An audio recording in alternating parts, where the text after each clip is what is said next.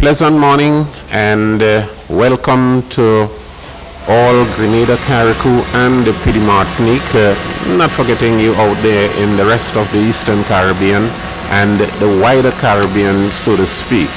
We are at the Parliament building in Grenada, and the occasion is the ceremonial opening of the fourth session of the 10th Grenada Parliament, and we are bringing to you live coverage. My name is Selwyn Noel, and accompanying me is my dear friend Sherma Wells, and we will be bringing you coverage of this morning's occasion out here at the Parliament building.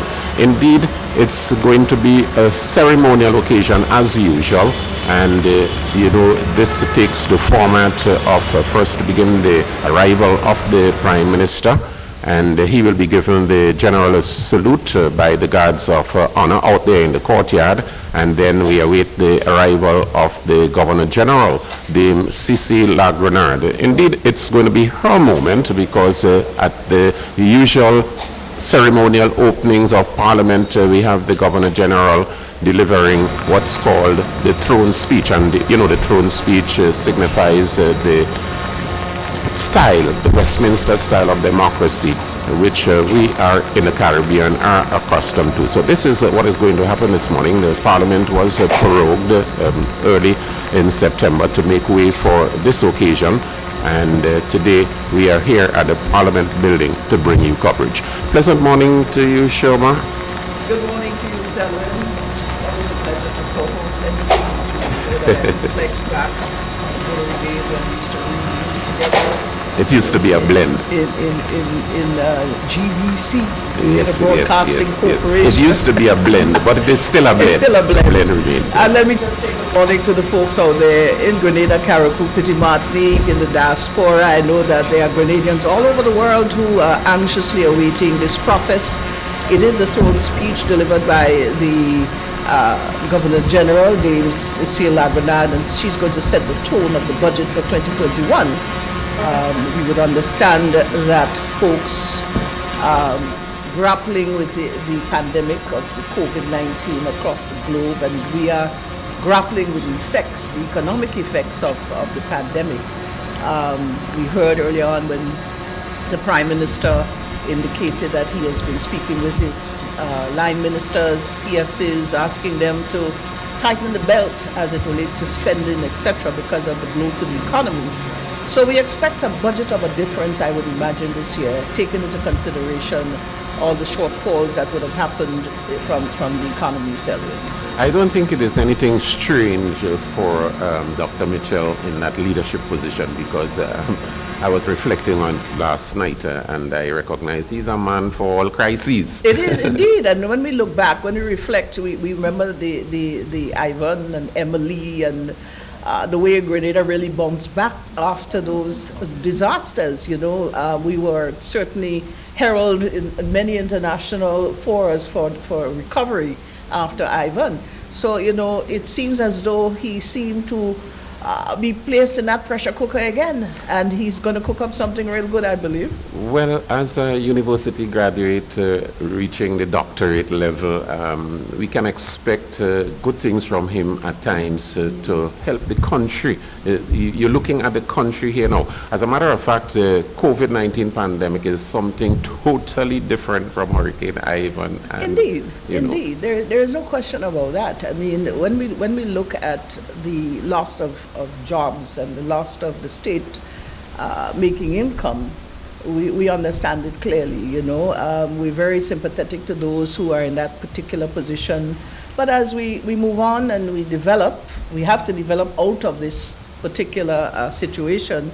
We have to have all hands on board. We have to move the nation into some form of prosperity going forward. We see that the airport is now gradually opening. The international flights are coming back. There's some measure of control there, obviously, that is expected. And, things will certainly move. We've seen a lot of new and innovative ways of persons earning income, for example, taking advantage of social media in a big way. So the PM has been speaking about ITC for years, and we're seeing a lot of benefits coming in that direction.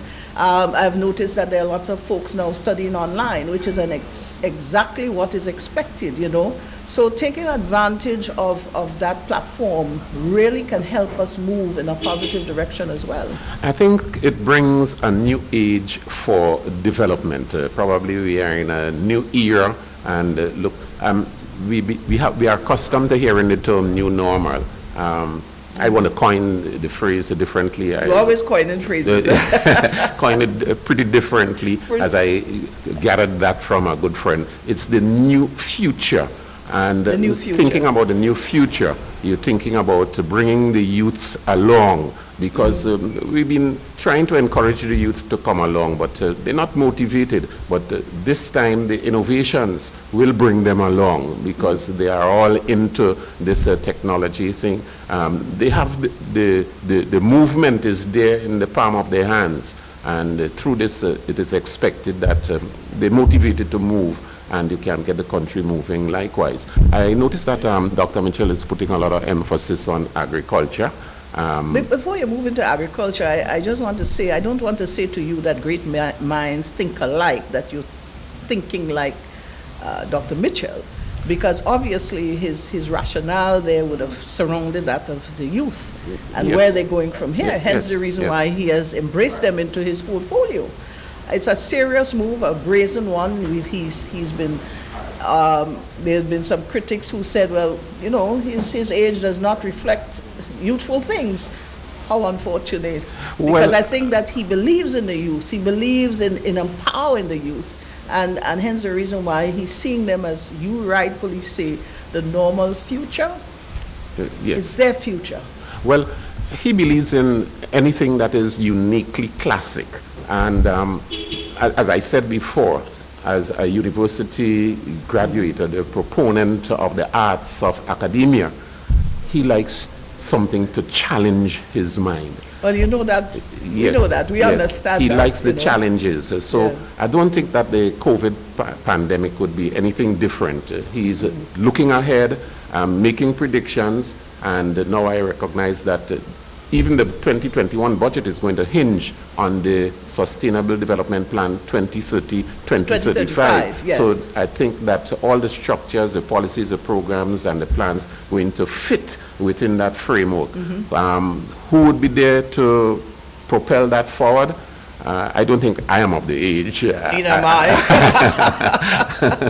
I am to relax, and look to see where the youth would be bringing me. As a matter of fact, I would be there probably to guide them along, because act as counsel. Yes, we know the principles, we know the standards, and ever so often I've been complaining about standards. We tend to run away from the standards and looking ahead. We tend to leave the standards behind, but the standards would always come with us, because there are certain things that are, according to the great phrase, it is what it is. It is what it is. But that analytical mind of the PM would certainly always be there, working consistently and ensuring that he deal with these challenges, not like our dear friend in the United States, but dealing with science in, in a big way. And that falls right into his spot, because he likes to play with science. Don't bring anything before him that doesn't have data to back up the evidence. And being logical, and it's interesting, Selu. I think we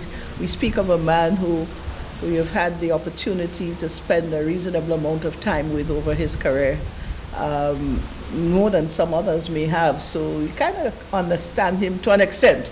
Yes. And looking at the development for the ensuing period, and I see that a number of things have been outlined, as I mentioned, agriculture before, and health, and tourism, and construction, so to speak. I see construction being etched here quite openly. So I think it is a matter of letting us know what's to come, and probably push the nation in that direction, because... When you speak about construction, and have you noticed that the construction industry was probably one of the first to start moving after COVID. Remember when they opened Yes, up yes. and they started, projects that were on hold started to continue. And there's a sizable amount of construction work taking place on island as we speak. You know, and that in itself is a good sign of what's to come. You know, because reflecting back a few years when the construction industry actually almost came to a halt in Grenada, we saw the effects of that, you know, but what has been happening now, we're seeing the construction industry moving. It's moving, you know. Tourism is going to bounce back. Maybe it will take a longer time than expected, but certainly it's going to happen. Sandals is not up and running. American Airlines, JetBlue, Air Canada, you know, so it's just a matter of time. Once we are able to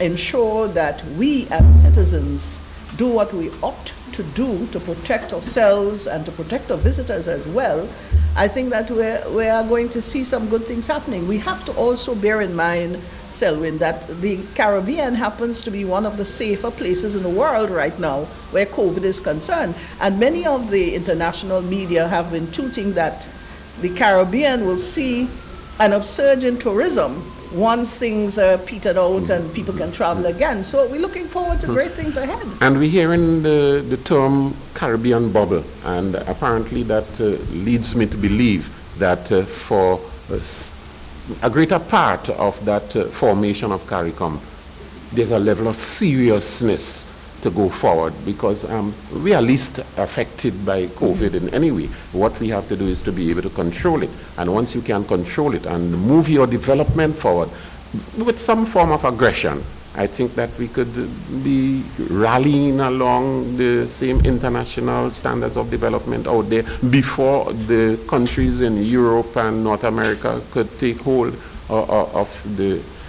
So we are at the courtyard here. We are at the Parliament building. Just to inform you, for those of you just joining us, we are at the Parliament building and getting ready for the official ceremonial opening of the fourth session of the 10th Grenada Parliament. And this, we have already seen the arrival of the Commissioner and now the arrival of the Prime Minister, is it?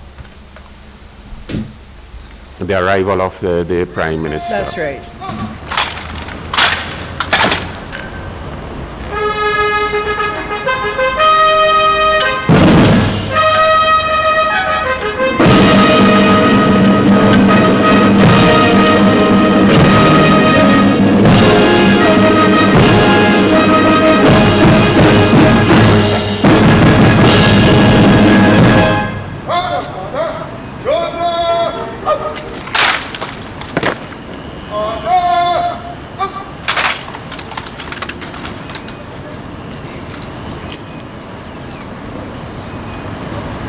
Dr. the Right Honorable Keith Mitchell taking the general salute on his arrival here at the Parliament building, getting ready for the official opening ceremony of the fourth session of the 10th Grenada Parliament. And we will be awaiting the arrival of the Governor General, Dame Cecile Lagrenard, and she is going to deliver the throne speech, which will be delivered to her by the Prime Minister. And in that speech, we are talking about the plans, policies, and programs of the Grenada government for the ensuing 2021. And in that will be a lot of budgetary proposals, some of them that we are already accustomed to, but the movement is going to be a movement taking into account the effects of the COVID-19 pandemic. And Cello, there will be, it will be under the theme toward Vision 2035, as you spoke about the 2020-2035, and recovery, transformation, and resilience. And I think those three words speak volumes. Volumes, you know. We have to recover out of this whole process that we're in at this moment, and we ought to be able to be very transformative to take us through, out of it and into the next. And that transformation is key, because depending on how we transform will determine the successes that we have going forward. The transformation. Let's see what's going on in the House there. Of course, we see the bases are being laid, and that signifies that the houses are now joint session, in session. both Yes. Senate and the lower House of Representatives. Yes. We can see a number of the A proclamation by the Governor General Cecile E.F. La Grenade. Whereas by proclamation dated the 17th day of September 2020, issued under subsection 1 of section 52 of the Constitution of Grenada, Parliament was prorogued on the 21st day of September 2020. And whereas it is provided by subsection 1 of section 51 of the Constitution of Grenada that each session of Parliament shall be held at such place within Grenada and shall commence at such time as the Governor General may by proclamation appoint. And whereas it is further provided by subsection 2 of section 51 of the Constitution of Grenada that there shall be a session of Parliament once at least in every year, so that a period of 6 months shall not intervene between the last sitting of Parliament in one session and the first sitting in the next session. Now, therefore, I, Cecile La Grenade, Dame Grand Cross of the Most Distinguished Order of St. Michael and St. George, Officer of the Most Excellent Order of the British Empire, Governor General in and above Grenada, do hereby appoint the Parliament building at Mount Weldale in the town of St. George as the place where the fourth session of the 10th Parliament shall be held at 10 o'clock in the forenoon on Friday the 9th day of November 2020 as the time at which the said session shall begin. And members of the said Parliament and all other Her Majesty's officers and loving subjects in Grenada and all others whom it may concern are hereby required to take due notice hereof and give their ready obedience accordingly. Given under my hand and the public seal of Grenada, this 30th day of September 2020, in the 60th year of the reign of Her Majesty Queen Elizabeth II, God save the Queen.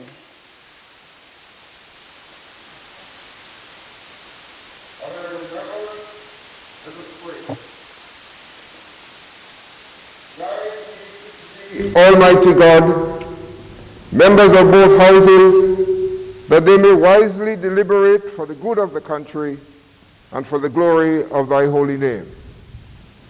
Please join with me as we say together the Lord's Prayer.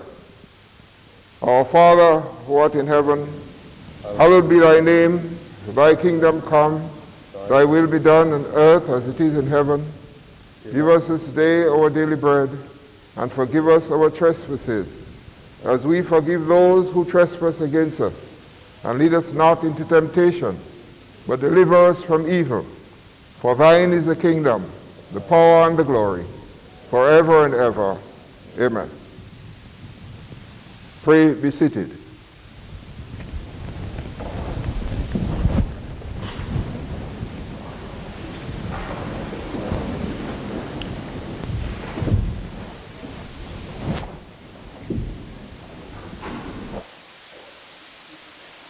Oath and affirmation of a new member of the Senate.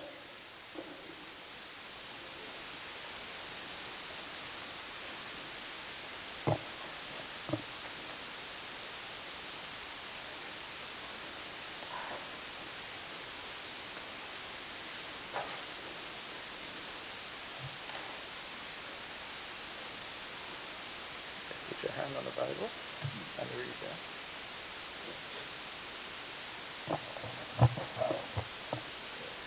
I, Roderick Sinclair, do swear that I will faithfully bear true allegiance to Her Majesty Queen Elizabeth II, her heirs and successors according to law. So help me God.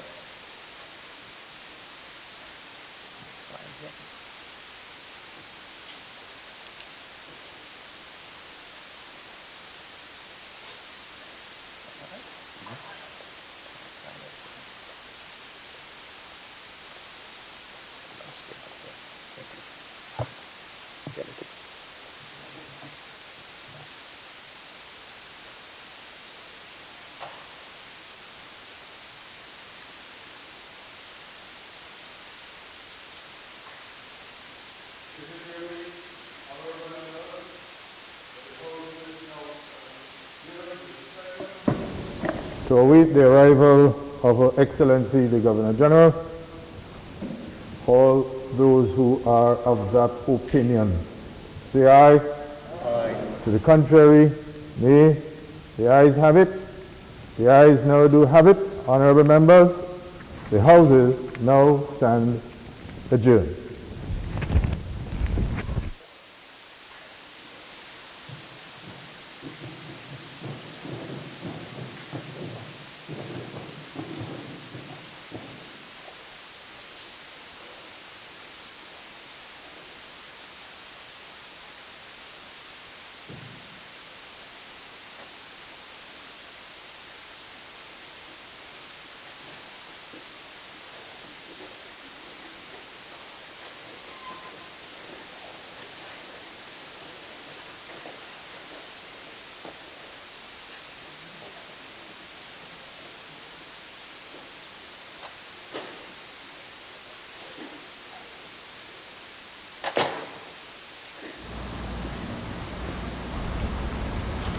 Just to remind you that we're coming to you live from the Parliament building in St. George's, overlooking the beautiful St. George's Harbour. It's the fourth session of the 10th Parliament, and we await the arrival of the Governor General. She's due to arrive any time from now. The Prime Minister is already here.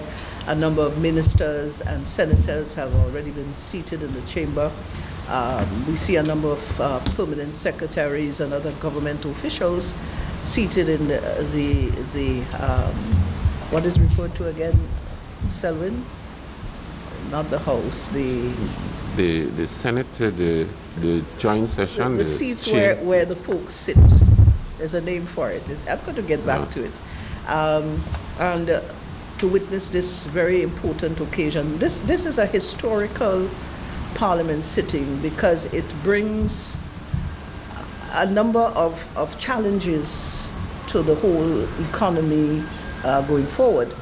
And it's unprecedented, as they would say. It has never happened in this light with a pandemic surrounding us that we have a Parliament. We have had other disasters, Ivan, etc., but never before were we faced with a health pandemic having to operate under that sort of circumstance. So it's certainly going to be with a difference. We were reflecting, we hear the sirens of the police. Obviously, the Governor General is on her way and will be here soon to deliver the throne speech.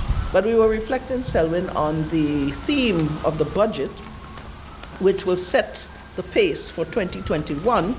And we got to transformation and resilience. And when we talk about resilience, we talk about really bouncing back and coming back.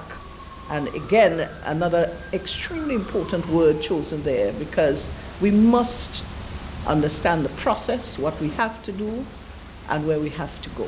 And we're talking here about more the efforts of the citizens of this land.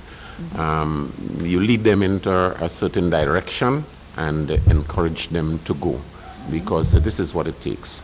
Let's go over to the courtyard. Apparently we have the arrival of the Governor General.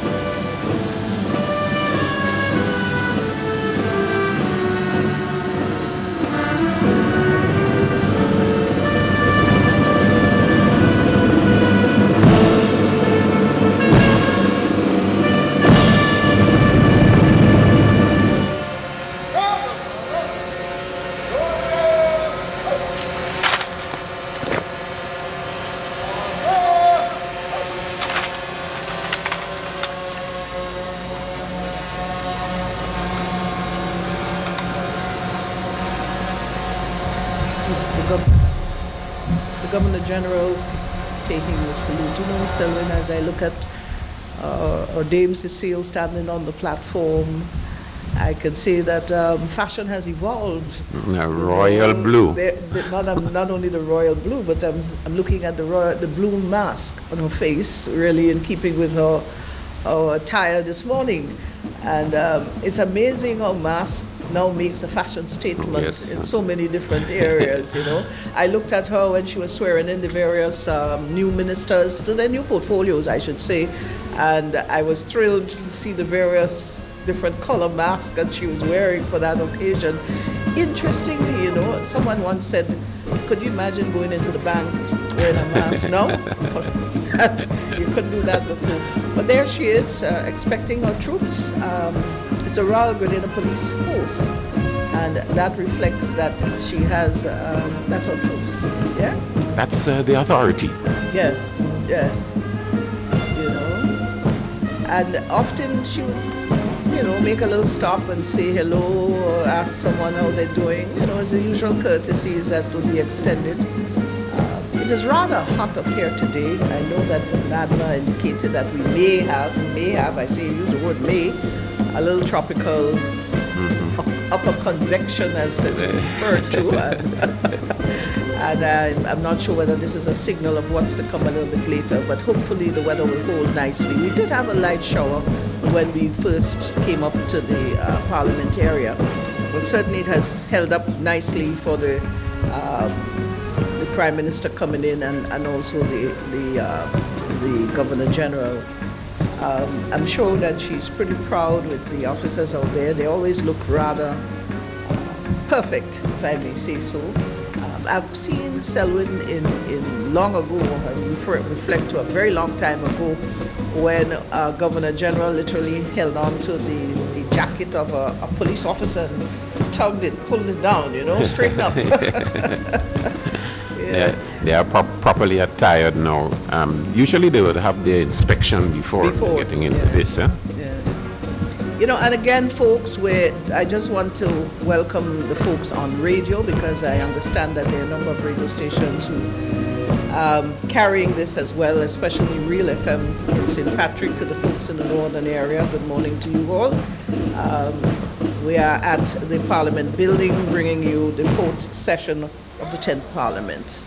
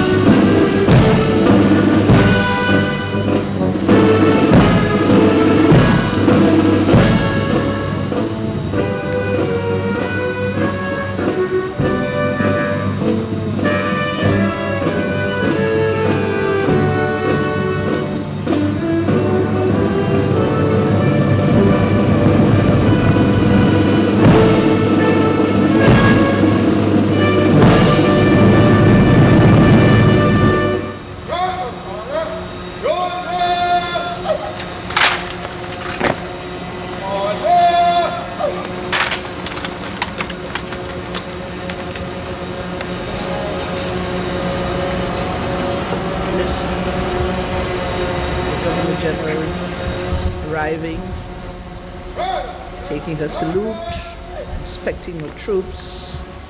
She's heading into the anteroom, it's called, before she appears into the chamber itself, which is the normal process that takes place here at Parliament Building. You know, Selwyn, a lot of folks today speak about, you remember a while ago, you talk about literally procedure, and, you know, a lot of folks speak about this very Westminster type.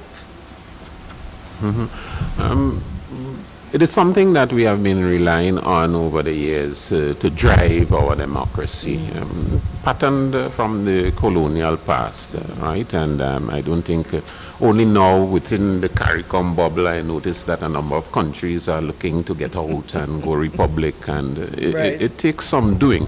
Apparently, most of the countries, few of them, I would say, that have different constitutions. In a situation like Grenada, you have to change your constitution, you must get a 2/3 majority from the people. Yeah, you would get that from within the parliament itself, but then you have to go to the people in a referendum. Well, you must go to the people. Some countries don't have to. Yeah. You know, they well, bypass most it. Yes. most of our regional colleagues follow the basic constitution that we have. When you really look at it, you know, I remember the Prime Minister of St. Vincent saying that St. Vincent is like England decided after Grenada had independence, we're just going to throw that constitution on all who else come our way. You know, we look at Barbados today, who's talking about being a republic, and serious talk on that matter. Are we ready to move in that direction? I can't say. I'm not a constitutional person, but I do believe that there is some measure for reform within the Constitution. Yes, obviously so. What we've seen, however, what we have the liberty or the right to do, for example, we no longer wear those wigs in the Parliament.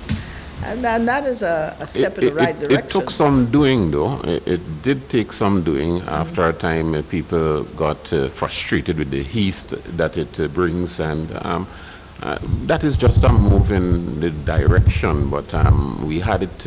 There were 2 constitution review matters put to referendum, and it was thrown out the door. So I'm not too sure when the next one is going to happen. If it is, you know. You know, and it takes, as you remember, you were referring to people moving in the same direction. That's what it takes, a holistic approach, a holistic move to make it happen, a 2/3 majority. First of all, people need to understand what it really is and what it brings to your country, the benefits that I remember when Trinidad and Tobago was going a republic, and they moved aggressively at getting into the republic. Their development is far different to the development of our countries. Guyana just as well.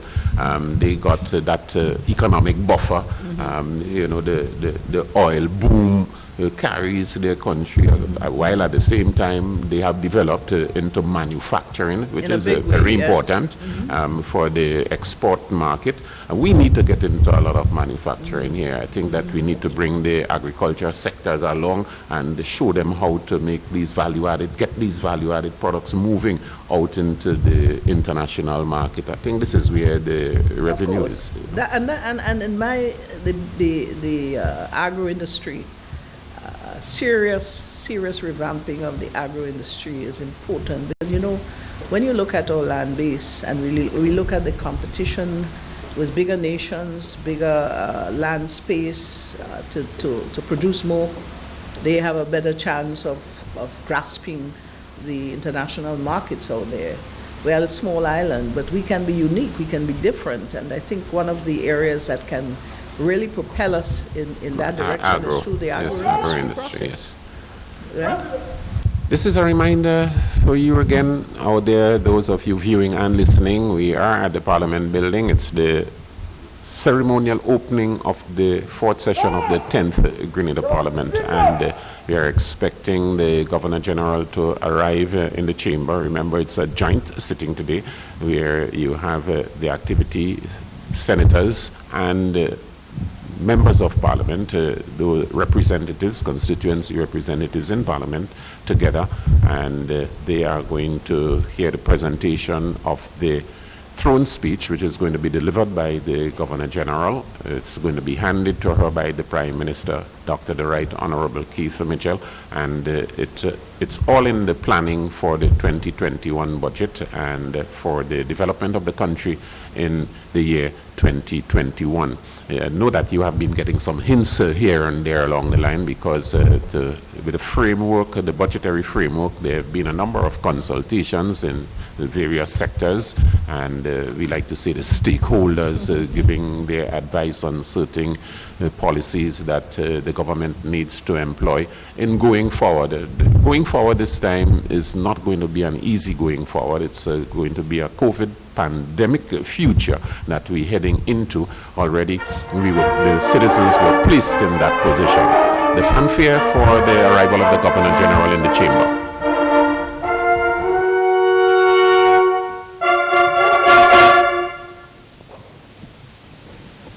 The lady of the hour, Dame Cecilia Grenada, escorted to deliver the speech.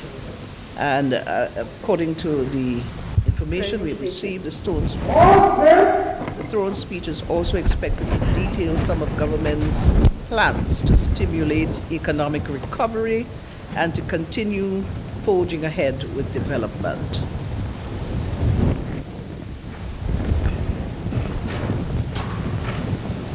The speech.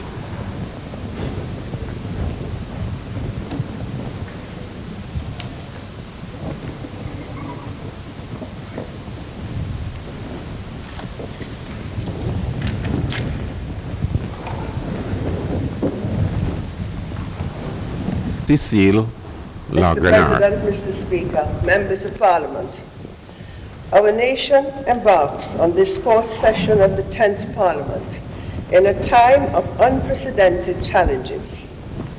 As a small island developing state, our country has been dealt a severe blow by the unfolding COVID-19 pandemic, with devastating impacts on our economy and our way of life. My government's response thus far to curb the spread of this deadly virus and mitigate its economic impact has been broadly successful. We are fortunate to have had no COVID-related deaths locally, and there is no evidence of community spread of the virus at this time. While this is extremely good news, the pandemic is far from over. And even as we continue to face tremendous uncertainty, we must now begin to chart the way forward to a better and brighter future. With God on our side, we remain undaunted and confident that we will overcome our current challenges and emerge stronger and more resilient as a nation and a people. The economic impact of the COVID-19 pandemic. Mr. President, Mr. Speaker, members of Parliament, when my government presented the 2020 budget in November last year, the outlook for this year was favorable with the usual downside risks, including the threat of natural disasters. Real GDP was expected to grow by 3.2%, and the overall solid macroeconomic performance we have been enjoying was expected to continue. A mere 9 months ago, the complete shutdown of the global economy in 2020 on account of the coronavirus was unthinkable. The fallout has been devastating, especially for small tourism-dependent economies like Grenada. Tourism and tertiary education, two of our main engines of growth, stalled almost overnight with ripple effects on other sectors of the economy, such as wholesale and retail and real estate, rental and business activities. The construction and transportation sectors also took major hits. Many of our hard-working citizens faced layoffs or loss of income. Preliminary estimates indicate that our economy will experience double-digit decline this year. The significant disruption in economic activity has wreaked havoc on public finances. Government's revenue declined precipitously with the closure of our borders and the implementation of other necessary containment measures, while expenditure needs rose significantly, creating huge budget financing needs. Government's response. Mr. President, Mr. Speaker, members of Parliament, my government moved swiftly to blunt the impact of the pandemic on our people and economy. With the safety of our citizens as its number one priority, one of the first measures adopted by my government was reallocating spending to strengthen the capacity of our health system, including facilitating the procurement of critical health equipment and supplies. My government also took urgent action to contain the virus and safeguard the health of our citizens by closing our borders and instituting emergency regulations, which effectively closed schools and businesses to reduce the potential for community spread. Thanks to these proactive efforts, my government was successful in containing the spread of the virus here in Grenada. Unfortunately, some of our nationals overseas have succumbed to the deadly virus. My government offers its deepest condolences to their families and loved ones. Mr. President, Mr. Speaker, members of Parliament, on the economic front, my government was also able to mount a quick and decisive response to support the most affected persons. Thanks to the prudent fiscal management since 2014, anchored by our rules-based fiscal responsibility framework, my government was well positioned to quickly deploy accumulated fiscal buffers. These, together with additional support from the international community, were utilized to close the huge fiscal and balance of payment gaps that emerged as a result of the pandemic. My government established a COVID-19 Economic Support Secretariat to coordinate and manage the economic relief in a transparent, effective, and timely manner. Through the Secretariat, support was provided to thousands of our citizens throughout Grenada, Carriacou, and Petit Martinique, including public bus operators, taxi drivers, tour guides and tour operators, employees of hotels and guest houses, small travel agencies and marinas, tourist vendors, market vendors, hairdressers and barbers, restaurants and bars, dive operators.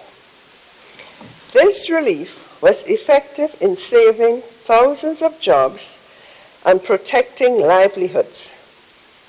My government has expended in excess of 22 million EC dollars in direct support for those most affected. The sharp decline in revenue prevents us from indefinitely continuing this broad-based economic relief. That said, remaining aspects of the stimulus package, including the small business soft lending facility managed by the Grenada Development Bank, will continue to be rolled out. My government will continue to ensure that the highest standards of transparency and accountability are applied in the disbursement of all COVID-19 related support. Mr. President, Mr. Speaker, members of Parliament, as a nation, we have demonstrated impressive resilience during crises, including in the aftermath of the widespread devastation caused by Hurricane Ivan, one of the worst natural disasters to strike Grenada. We will again prevail in this current crisis. My government would like to thank all our citizens for their part in helping our beautiful country navigate these difficult and uncharted waters. My government would like to especially thank the workers on the front lines of the pandemic for their tireless efforts to keep us safe. Because of your hard work and dedication, we are where we are today and can now intensify the process of safely reopening our economy. My government assures you that consideration is being given to recognize your outstanding healthcare personnel at the 2021 Independence Day celebrations. We will be seeking recommendations from the various departments and units of the Ministry of Health to award those who served selflessly during the period of crisis. My government looks forward to your continued support as the novel coronavirus remains a clear and present danger. As a nation, we must continue to work together to defeat this deadly enemy. Short-term priorities. Mr. President, Mr. Speaker, members of Parliament, my government faces an agonizing choice. Leave the economy closed to prevent the virus from once again reaching our shores, or reopen the economy in the face of increasing infection around the world. By keeping our borders closed, we run the risk of irreversible damage to the local economy. We also stand to lose many of the hard-won gains we achieved in recent years. For example, the spike in unemployment triggered by the pandemic could be prolonged. Our fiscal situation could go into crisis. Our economic recovery could be slow and painful. These are outcomes that we do not want. It is clear, therefore, that we cannot keep our economy closed indefinitely. However, we must be mindful of the tremendous risks of reopening in a carefree manner. Our immediate priority, therefore, is to carefully reopen our economy while taking every precaution to safeguard the health of our citizens. Achieving the appropriate balance is extremely critical as the virus continues to rage in other parts of the world, including in neighboring countries and in our major tourism source markets. Mr. President, Mr. Speaker, members of Parliament, my government has adopted a phased approach to the reopening. At the present time, we have reopened our borders to both regional and international travel. We have only recently reopened our schools for the nation's children. Significant efforts went into ensuring that our children were returning to a safe and secure environment. My government thanks our teachers and parents for their tremendous support and cooperation in making this possible. We also recognize the important role of teachers in adjusting to the new online modality for instruction, and that of parents who provided the critical support that helped students to adapt to their new virtual learning environment. Students have since returned to the classroom, and we are at this juncture where most of the restrictions on movement of people and business operations have been lifted. However, appropriate protocols, including travel entry requirements, social distancing, and wearing of face masks are needed to ensure that we minimize the risk of a second wave of infections associated with the resumption of commercial flights. My government strongly encourages all our citizens to continue to adhere to the protocols and to be our brother's keeper in the continued fight against this deadly disease. Mr. President, Mr. Speaker, members of Parliament, as we move to stimulate greater economic activity in the near term, our focus will shift from providing relief to getting our citizens back to work. Over the next 3 months, my government will focus on stimulating economic activity in key sectors that have the greatest potential impact on growth and employment creation. My government will therefore devote attention to boosting construction and agriculture and supporting small business development. Emphasis will also be placed on laying the foundation for the rebound of other sectors, including tourism and tertiary education, to bolster their recovery. Midterm priorities. Mr. President, Mr. Speaker, members of Parliament. As we look beyond the near term, my government will shift its focus to putting the economy back on a sustainable growth path that is both robust and inclusive. My government's framework for policy implementation remains our National Strategic Development Plan 2020 to 2035, which articulates the following shared vision. Grenada, a resilient and prosperous nation, with a conscious and caring citizenry, promoting human dignity and realizing its full potential through sustainable economic, social, and environmental progress for all. In the current COVID-19 context, the following areas will be accorded priority in the medium term, consistent with our vision. The reinvigoration of our main engines of growth, supported by efforts to boost our competitiveness, diversify our export base, and create sustainable jobs.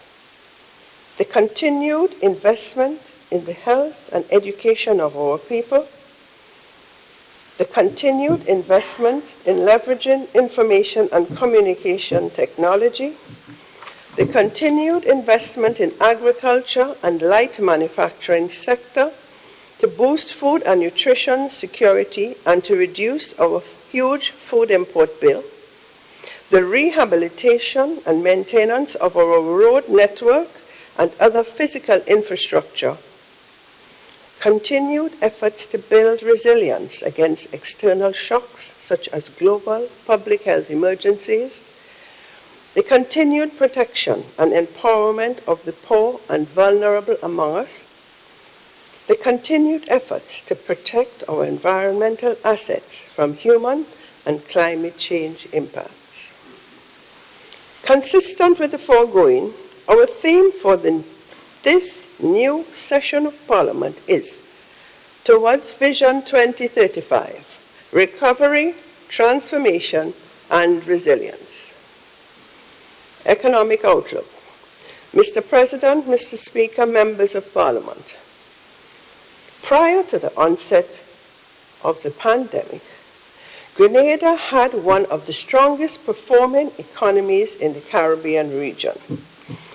My government is projecting a strong recovery in 2021 with growth of approximately 6%, supported by a robust rebound in the construction and agriculture sectors. The rebound of tourism and tertiary education sectors is projected to be somewhat slower and will depend to a large extent on how quickly the global economy and travel industry recover. That said, my government will deploy all available policy tools to stimulate a strong, job-rich recovery in 2021 and ensure that we return to a robust, sustainable, and inclusive growth path. To support the growth and transformation of our economy, my government intends to pursue an ambitious program of action. A cabinet-appointed advisory committee is currently evaluating and refining recommendations from various subcommittees to help shape my government's agenda in the coming period. Additionally, my government has undertaken broader public consultations to further inform its plans, programs, and policies. Fiscal policy.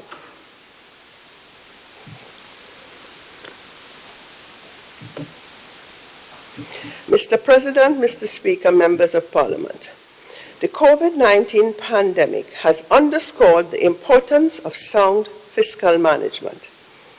The significant erosion of our fiscal revenues, coupled with increased expenditure demands due to additional health and COVID-related spending, have created an enormous challenge. Thanks to my government's sound fiscal management since 2014, Grenada was in a much better position to respond to the current crisis than many of its regional counterparts. Due to its strong fiscal position going into the crisis, my government was able to draw down on its accumulated fiscal buffers and to quickly mobilize additional emergency financing from the international community to close the financing gap. My government has been able to meet all of its basic obligations in a timely manner, including expenditure on salaries, pensions, and assistance to the needy, while continuing to provide support to those directly affected by the pandemic. This attests to the sound nature of the fiscal policy pursued by my government in recent years. Fiscal discipline will therefore continue to be a priority for my government going forward. However, to support the economic recovery in the period ahead, my government will extend the invocation of the escape clause under the Fiscal Responsibility Law to the end of 2021 to allow for additional recovery spending. Once the recovery process is on a sound footing, my government reaffirms its commitment to return to the rules and targets under the Fiscal Responsibility Law. Education. Mr. President, Mr. Speaker, members of Parliament, a well-educated citizenry lies at the heart of our Vision 2035. For this reason, my government will continue to prioritize the educational empowerment of our people to support growth and productivity, as well as human dignity. My government, therefore, remains firmly committed to transforming the education system so that it reflects the demands of today's technologically advanced world. In the period ahead, the key focus areas will include schools infrastructure, continued infusion of ICT within the school system, curriculum reform, and institutional strengthening of the education system. Admittedly, the COVID-19 pandemic has presented immense challenges, but at the same time, there are examples of persons facing those challenges head-on. It is important here to commend our students for their excellent performance in the 2020 CSEC examinations. The level of success recorded speaks to your resilience and your ability to overcome the challenges brought about by COVID-19 at a very critical juncture in your preparation for these exams. My government congratulates all students who were successful in their examinations.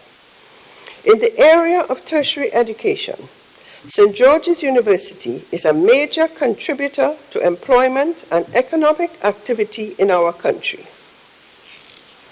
This subsector will therefore play a vital role in our economic recovery.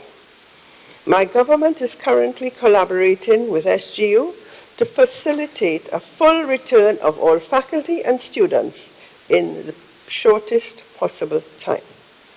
My government will also support the education of our students through various scholarships at SGU and other regional and international universities. Health. Mr. President, Mr. Speaker, members of Parliament, my government continues to espouse the philosophy that the health of our nation is the wealth of our nation. Over the years, my government has invested heavily in addressing the fundamental challenges of our health system, including issues related to human resources, infrastructure, equipment, and critical supplies. In 2019, with external support, several initiatives were undertaken to further strengthen the human resource capacity, infrastructure development, and resilience in the sector. Key activities included the resumption of the nursing training program, the reconstruction of the Grove Health Center, the retrofitting of the Princess Royal Hospital and the Hillsborough Health Center, the rehabilitation of health centers and medical stations across Grenada, and the replacement of the elevator in the Phase 1 building of the General Hospital. My government was also in the process of implementing the World Bank-supported OECS Regional Health Project aimed at improving preparedness of our health system to respond to public health emergencies. The onset of the COVID-19 has underscored the importance of this project, which is designed to strengthen health infrastructure, surveillance, laboratory systems, and health emergency operations. With additional support under this project, my government was able to quickly respond to and successfully manage the spread of COVID-19 through measures including the procurement of protective equipment for frontline workers, the procurement of essential medical equipment, and the retrofitting of isolation centers. The additional financing support will also facilitate the procurement of a medical oxygen plant, given the importance of oxygen in the delivery of health care and in the treatment of respiratory diseases. In this new session of Parliament, my government will continue in its efforts to strengthen existing systems to sustain core health programs, build resilience to respond to health emergencies, and transform the healthcare sector to better meet the needs of our people. Additionally, my government remains committed to the sustainable financing of our healthcare system.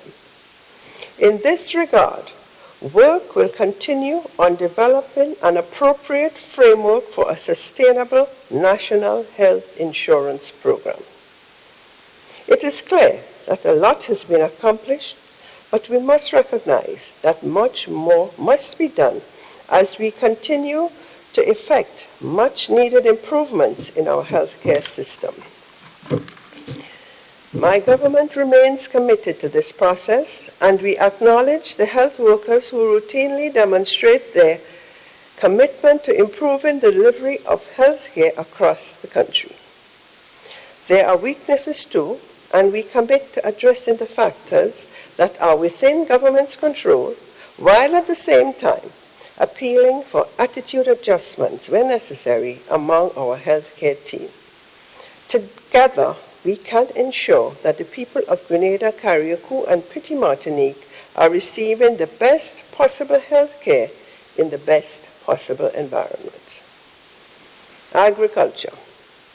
Mr. President, Mr. Speaker, members of Parliament, my government fully recognizes the agriculture sector as the bedrock of our economy. A strong and vibrant agriculture sector is not only essential for food and nutrition security, but also for economic growth, employment, and foreign exchange earnings. In this regard, my government reiterates its commitment to continue to support the revitalization and growth of this sector for domestic consumption and exports. Several reforms and initiatives currently underway in the sector will be expanded or accelerated as needed to give our farmers the tools and resources that they need to succeed in the industry. Some of these reforms and initiatives include the rollout of the Agriculture Feeder Roads Project, the expansion of the Farm Labor Support Program, the rehabilitation of the Tissue Culture Laboratory, the expansion of the Plant Propagation Program, the promotion of backyard gardening and youth in agriculture, the promotion of new production systems and technology in the sector, including efforts to support aquaponics and agroponics, further strengthening of the sector's resilience to natural disasters and other threats, including appropriate insurance mechanisms and supporting the revitalization of the cocoa and nutmeg industries. A major private sector initiative currently transforming our agriculture sector and several rural communities is the Carriacou Renegade Rum Project. This important initiative is currently providing hundreds of jobs to our people and will soon provide a major boost to our exports. Government's plans and initiatives for revitalizing agriculture must take into consideration an issue that has plagued the industry for many years, predial larceny. Government has already taken bold steps to amend the Predial Larceny Act, initiate the installation of security cameras on farms, and launch a predial larceny hotline. My government will continue to take proactive action that will serve to deter persons from stealing agricultural produce and ensuring that our hard-working farmers are not disillusioned by the perpetrators of this practice. Tourism.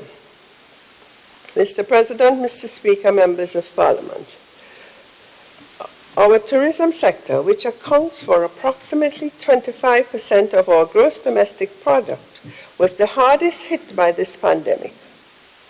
With global travel grinding to a halt in early March, the tourism sector experienced a similar fate. This has brought into sharp focus three important considerations. First, the need to ensure that the sector quickly adapts to the new realities created by the pandemic. Second, the need to diversify and expand our economic base. Third, the need to make the tourism sector more resilient to shocks to ensure a stronger and more resilient recovery. To this end, my government will aggressively pursue policies, projects, and reforms to advance these and other priorities. Regarding airlift, my government will continue to collaborate with major airlines to see a full return of existing airlift by the end of 2021. In addition, my government will engage other airlines with the aim of moving into new markets and filling the gap left by the closure of Liat. More broadly, my government will continue to collaborate with other industry stakeholders to facilitate the reopening and rebuilding of a stronger, more sustainable, and resilient tourism sector. In this regard, my government applauds the Sandals Group for their initiative in leading the reopening of the hotel sector. We also welcome their willingness to share their service protocols with other hotels to create consistency in the sector's protection of the health and safety of guests and employees. The Maurice Bishop International Airport upgrade is key to increasing tourism sector's contribution to our economy. My government, through the Grenada Airports Authority, will continue to roll out this important project in the coming year. The realization of this project will see the expansion of the Maurice Bishop International Airport to include a new cargo facility, rehabilitation of the runway and bypass road, and upgrade of the passenger terminal to enhance disaster response capabilities. Infrastructure development, ICT, and public utilities. Mr. President, Mr. Speaker, members of Parliament, in the current environment, construction in both the public and private sectors offers the greatest potential to spur economic activity.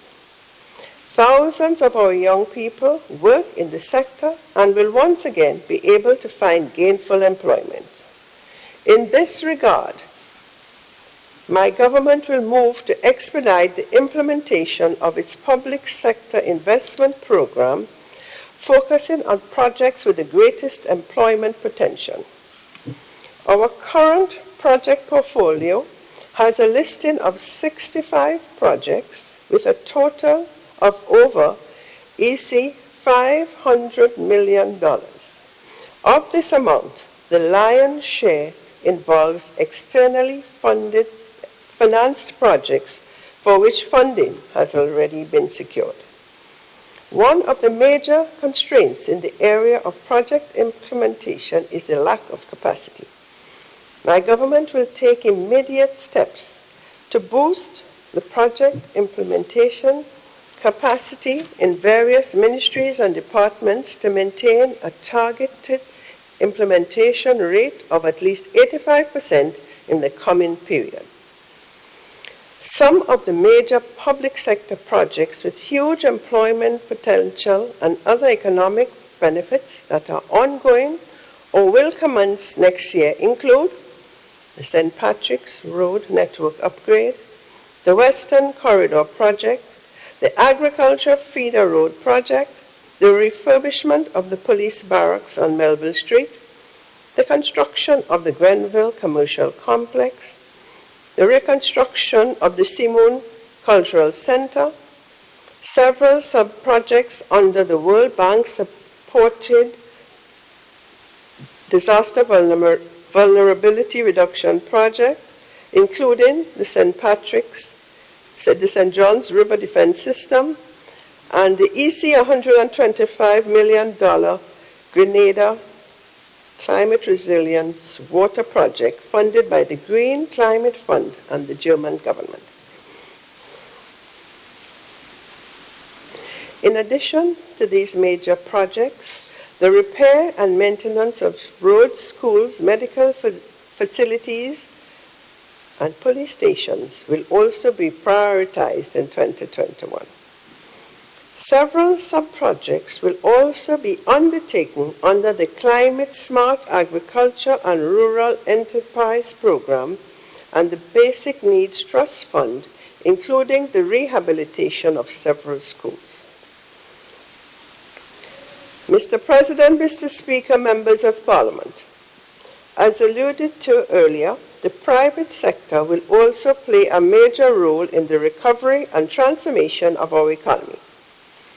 Through the Grenada Industrial Development Corporation and the Grenada Development Bank, my government continues to facilitate local and foreign investments aimed at boosting private participation in the economy. Currently, there are over 30 local and foreign projects with a value in excess of $12 billion that are at various stages of implementation.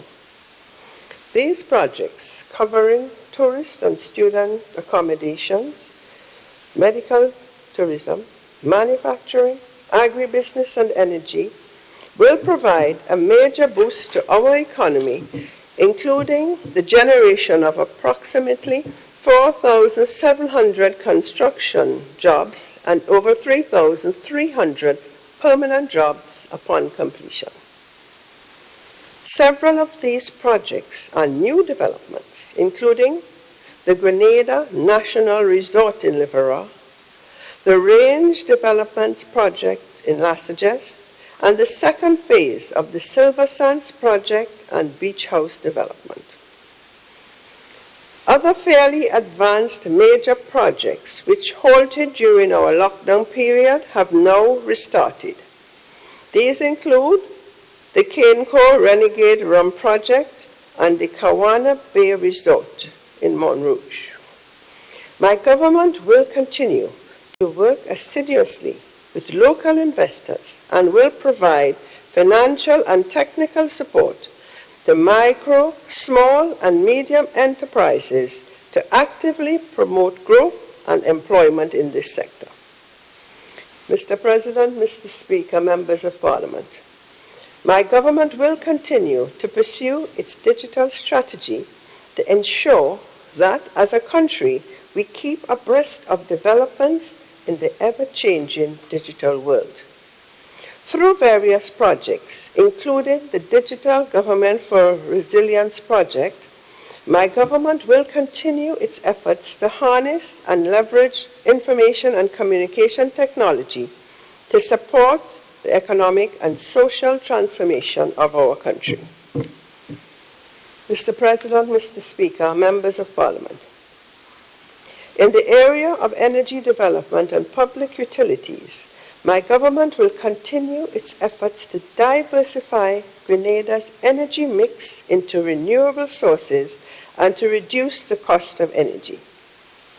This is crucial to improving competitiveness, enhancing the business environment, and reducing our carbon footprint. The restructuring of the electricity sector, therefore, remains critical. My government will continue to seek a pathway to reducing the cost of energy and the cost of doing business in our country. The provision of safe water, sanitation, and waste management are critical to economic development and the overall health of the population. As noted earlier, the Grenada Climate Resilience Water Project, supported by the Green Climate Fund and the German government, is a major initiative for the upcoming period. This critical project will not only boost our water production, but will also help guarantee a reliable supply of safe drinking water throughout Grenada, Carriacou, and Petit Martinique. Also, my government will continue to roll out the CDB-funded Integrated Solid Waste Management Project aimed at enhancing solid waste management in Grenada, which will see major upgrade works at the Perseverance landfill site. Youth, sports, and culture. Mr. President, Mr. Speaker, members of Parliament, with close to 40% of our population under the age of 25, our young people are our greatest asset. It is imperative, therefore, that we harness the potential demographic dividend of this large, vibrant, and creative segment of our population. In this regard, my government will continue to invest heavily in our young people, including through education and training, to fully integrate them into the economy. Our young people must be empowered to participate fully in our national development and in reshaping the future of this beautiful country. A major undertaking in the coming period will be a comprehensive review of my government's flagship youth initiative, the Imani program. In our interactions with our young people, the issue of transitioning from the program into sustainable jobs was highlighted. My government will move swiftly to address this key concern, as well as other shortcomings upon completion of the review. Regarding the transition to sustainable jobs, my government is already exploring possible solutions, including the establishment of a youth sewing cooperative that would be involved in the manufacture of school uniforms and other clothing products. In addition, several other youth initiatives that are currently positively impacting thousands of our young people will be enhanced and/or expanded as necessary to create opportunities for empowerment. My government will also invest in the development of sports, culture, and the arts, given their significant role in the development of our young people, especially the youth. Public sector modernization. Mr. President, Mr. Speaker, members of Parliament, the public sector plays an important role in supporting government's development agenda. In this regard, my government intends to build on the progress already made in improving the efficiency and productivity of the Grenada Public Service. The Department of Public Administration will continue to drive the process of public sector transformation via several initiatives. A key initiative in this regard is promoting the digital transformation of the public service by leveraging technology to work smarter and build resilience across the entire service. This process is facilitated by the World Bank-supported Digital Government for Resilience project. Mr. President, Mr. Speaker, members of Parliament, regarding public sector pension, my government reiterates its commitment to working collaboratively to find practical solutions to this burning issue, given its continued negative impact on the morale and productivity of the public service. Housing and social protection. Mr. President, Mr. Speaker, members of Parliament, while significant progress has been made in reducing poverty in our country, there are many in our society who cannot provide for themselves or their families. My government remains committed to providing adequate social safety nets for those who are deemed to be poor and vulnerable. This is consistent with my government's philosophy that no one should be left behind.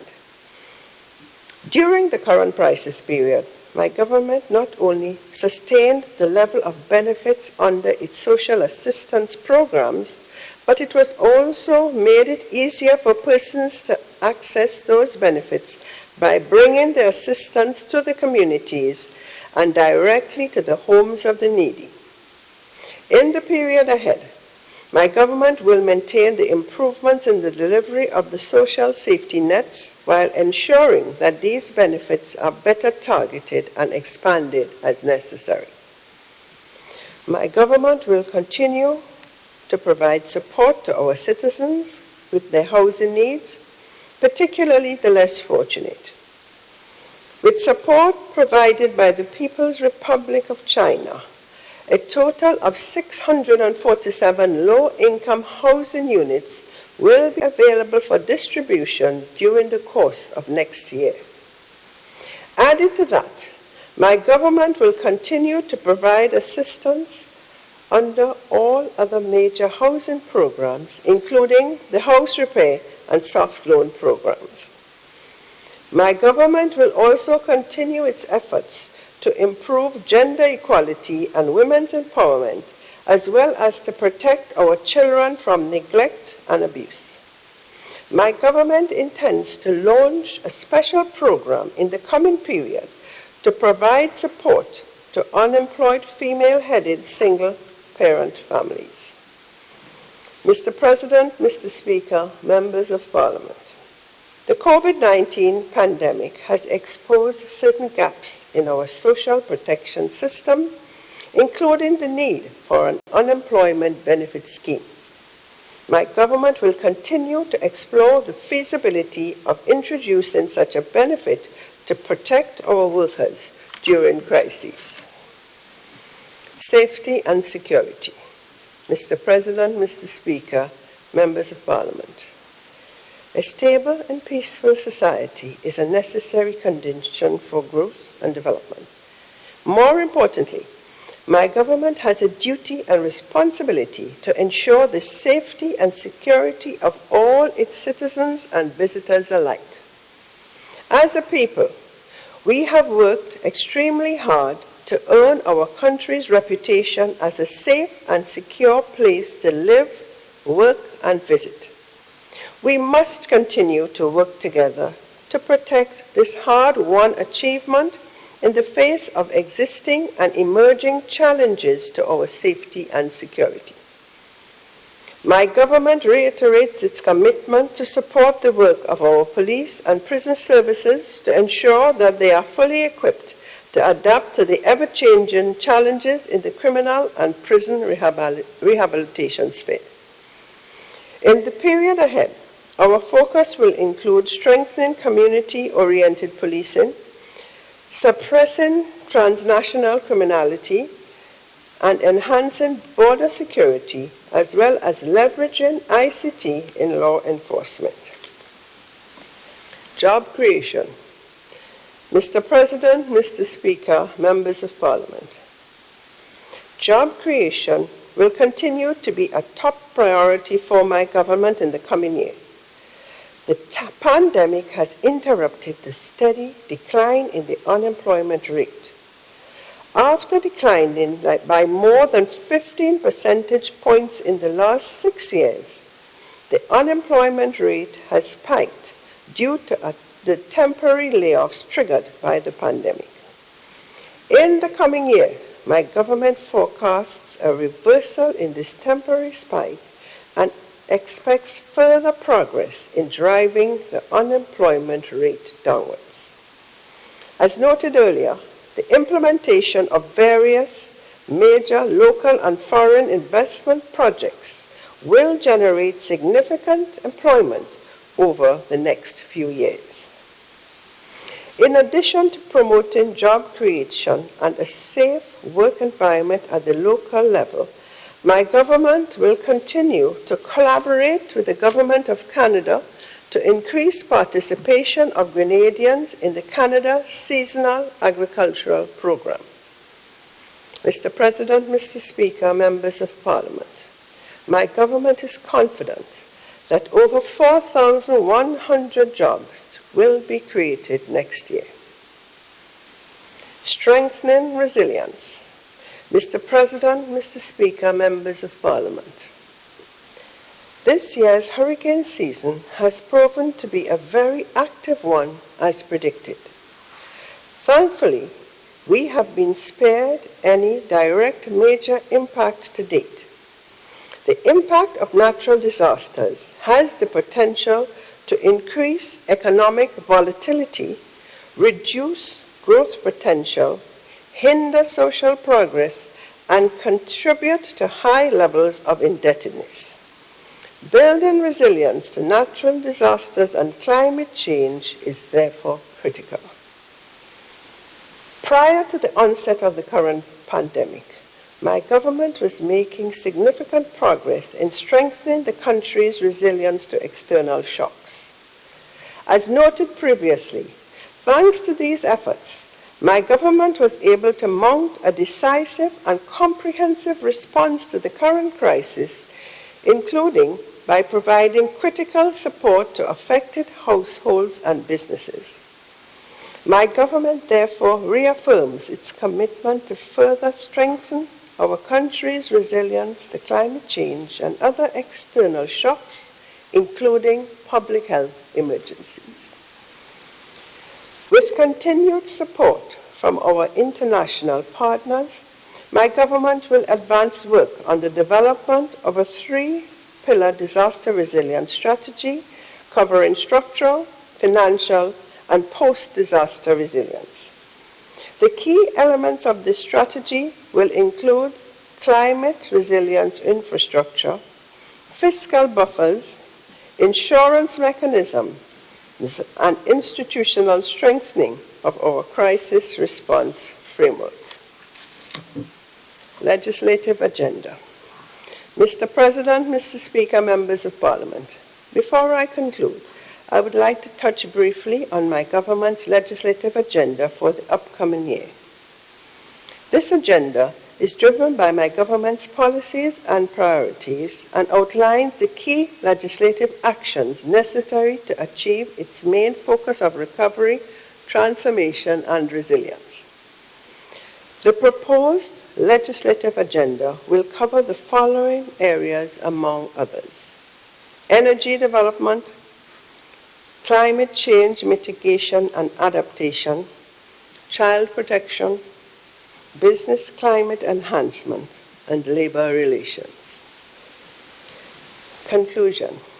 Mr. President, Mr. Speaker, members of Parliament, the COVID-19 pandemic interrupted a period of solid macroeconomic performance in our country. Notwithstanding this unfortunate setback, the pandemic has presented a window of opportunity for us to rebuild in an even better and more resilient manner. It is imperative, therefore, that we seize this opportunity for the continued development of our country and benefit of all our people. In this context, my government reaffirms its major focus for this session of Parliament as towards Vision 2035, recovery, transformation, and resilience. My government will provide additional details on its policies and programs during the 2021 budget presentation. Mr. President, Mr. Speaker, members of Parliament, in closing, let us pray for continued guidance and protection during this period of unprecedented challenges and go forward with the knowledge and comfort that behind every dark cloud lies a silver lining. For our Holy Scripture says, "Fear not, for I am with you. Be not dismayed, for I am your God. I will strengthen you. I will help you. I will uphold you with my righteous hand." Isaiah 41, verse 10. It is therefore my distinct pleasure to declare the fourth session of the 10th Parliament open. Thank you, and may God continue to bless us all.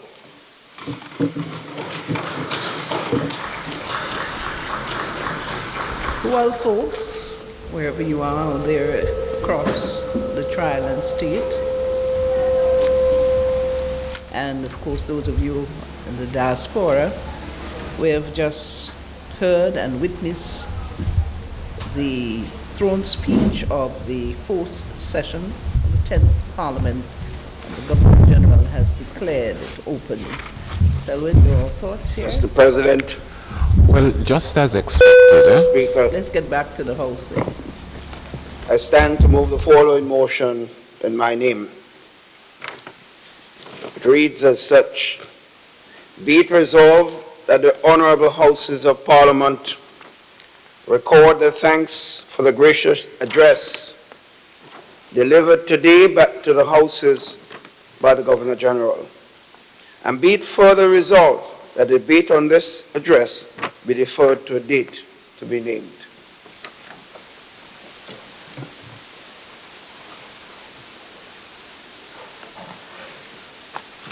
Mr. President, Mr. Speaker, I beg to second the motion moved by the Prime Minister.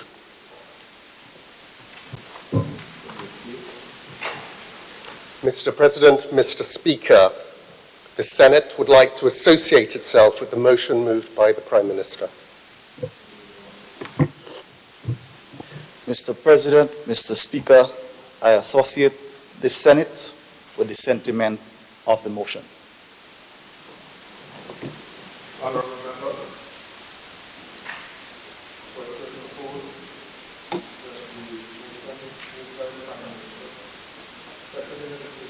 The Senate be approved. The question is that the said motion be approved. All those who have that opinion say aye. Aye. To the contrary, if you say nay, I think the ayes have it. The ayes do have it. Honourable members of the House of Representatives, the question is that the gracious address delivered at the fourth session of the 10th Parliament by the Governor General be deferred to a date to be named. Those who have that opinion say aye. Aye. Of the contrary opinion say nay. I think the ayes have it. The ayes have it.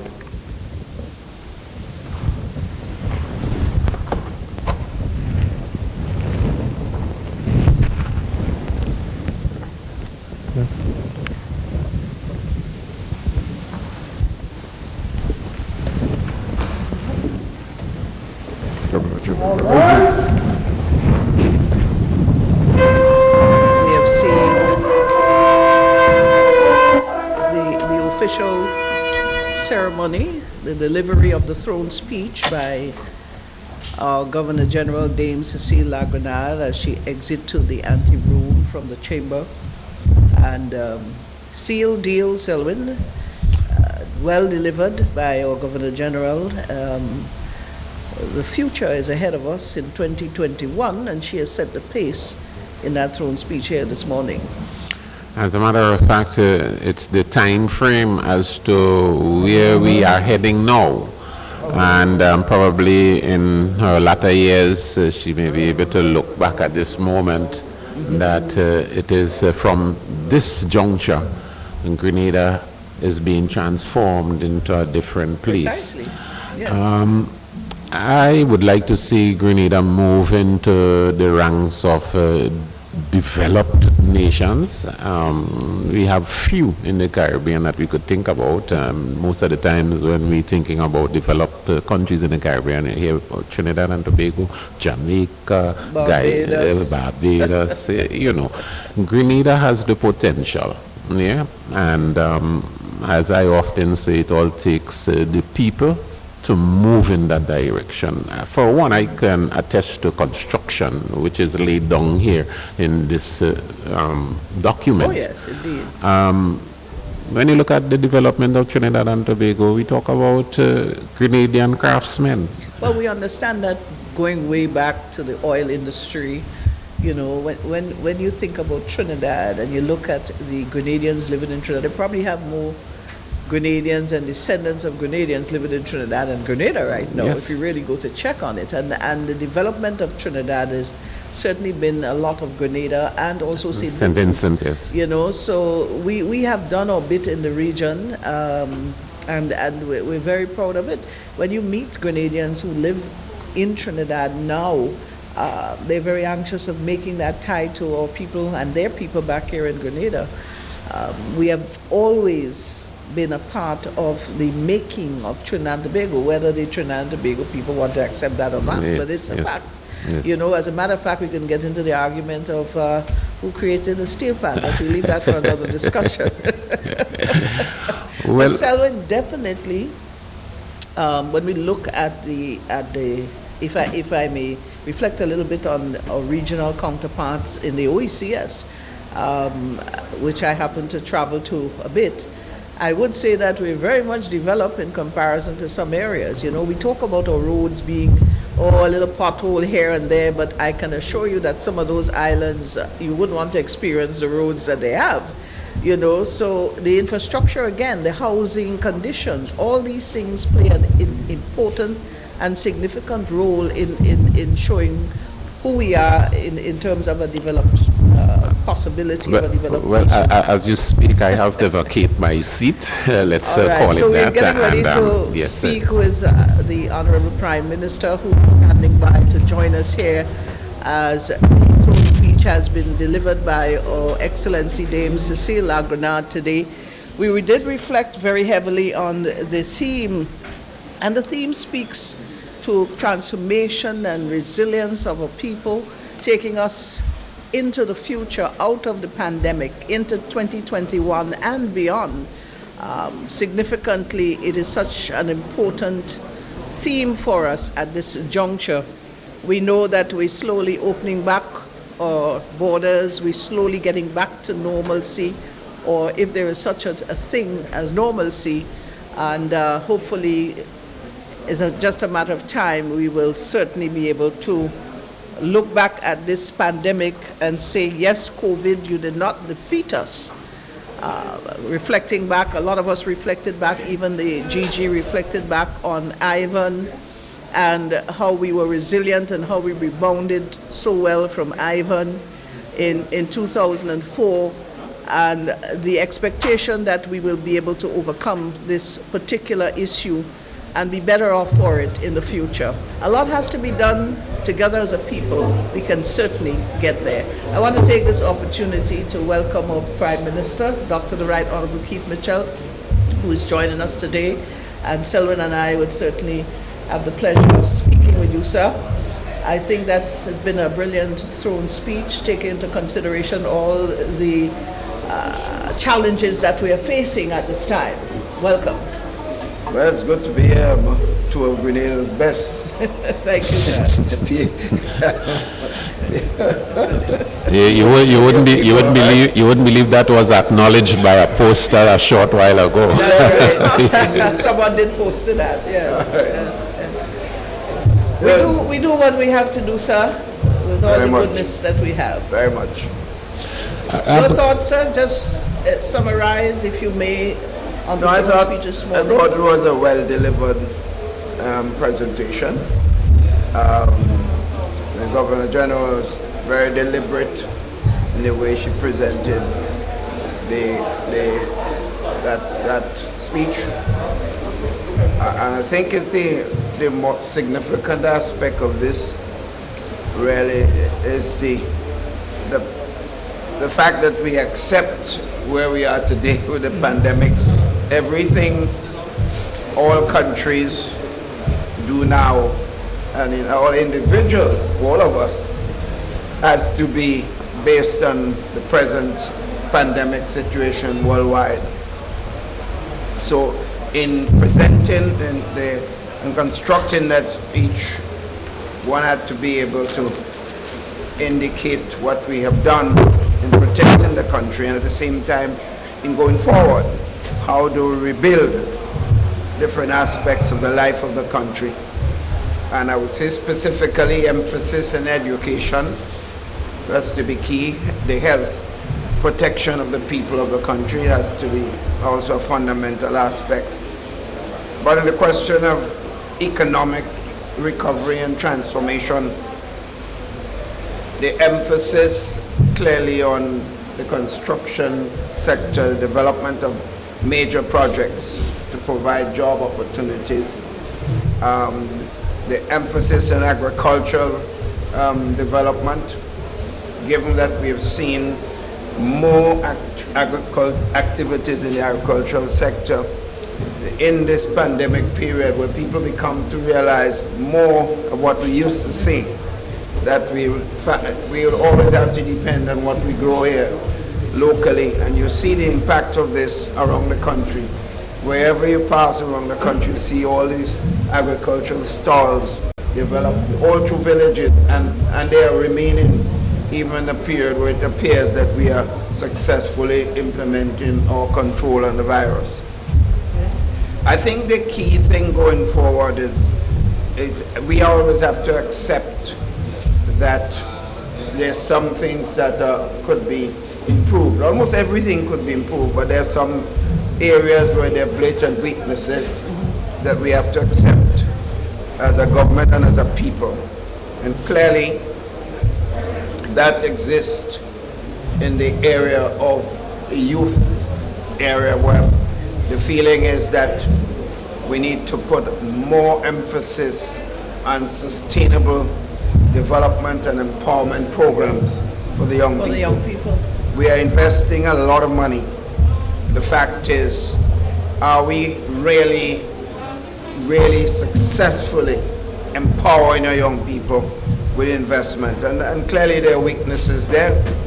Our major program, the Money program, where thousands of young people have been given support, stipend, to some extent has shown some weaknesses, because we have not seen, while a lot of young people have successfully completed the program and have got serious empowerment through educational advancement, jobs in many areas, but a lot of them, the majority of them, have not really received the kind of permanent opportunities that we talk about.